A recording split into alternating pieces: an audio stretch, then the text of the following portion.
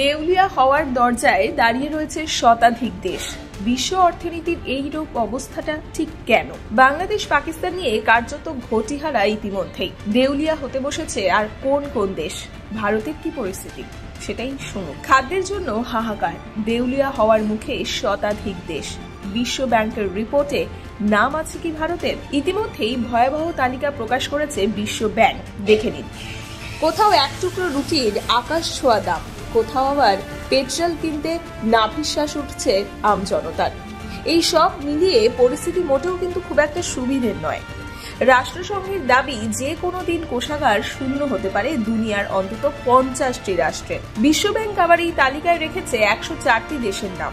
এর মধ্যে অধিকাংশ আর্থিক দিক থেকে পিছিয়ে পড়া হলেও দেউলিয়া হওয়ার খাড়া ঝুলছে বেশ কয়েকটি উন্নত দেশের ওপরেও। কোন দেশের বৈদেশিক অর্থভান্ডার ফুরিয়ে গেলে তার কপালে জোটে দেউলিয়ার তকমা। দ্বিতীয়ত, এই রাষ্ট্রগুলির নিজস্ব কোষাগারে থাকে না একটা টাকাও। এই তালিকায় 2022 সালে সবার প্রথমে নিজেদের দেউলিয়া ঘোষণা করে শ্রীলঙ্কা সরকার। আর ওই ঘটনার কিছুদিনের মধ্যেই প্রায় একই পরিস্থিতি হয় নেপালের। তালিকায় নাম রয়েছে পেরু, তিউনিসিয়া, দুই Sudan, Lebanon, Ghana, Kenya, Argentina, মিশর এবং তুরস্কের। বিশ্ব ব্যাংকের মতে ভারে মা ভবানী দশা প্রতিবেশী পাকিস্তান ও বাংলাদেশেরও। বিশ্ব ব্যাংক এবং রাষ্ট্রপুঞ্জের দেউলিয়া হতে চলা দেশগুলির তালিকায় নাম নেই কিন্তু ভারতের।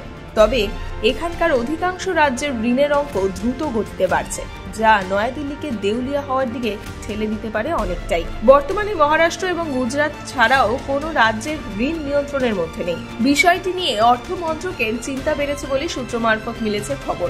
আর্থিক বিশ্লেষকরা জানিয়েছেন যে মুদ্রাস্ফীতির হার 7% বা তার বেশি হলেই সংশ্লিষ্ট দেশ বড় সংকটের মুখে পড়তে পারে আগামী দিনে।